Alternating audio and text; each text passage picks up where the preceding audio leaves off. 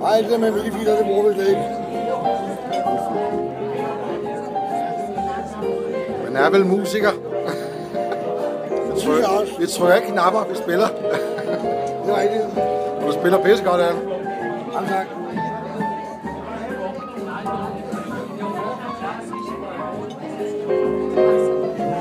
Jeg spiller med en, der hedder Torsten Nielsen, og han spiller ligesom dig.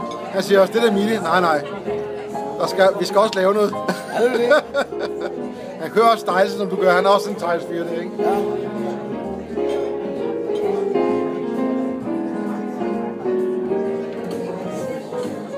Det kommer altid, når man når de skal spille til sange og så noget. Ja. Og der kommer 8 sange, hvor de kan spille til den eneste af dem. Jeg skal lige finde 847.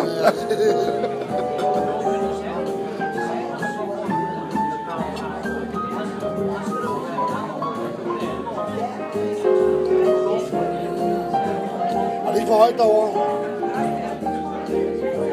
Top dollar, du. Men det undrer mig, at du gider slå rundt på alt det tunge lort af det jern derovre.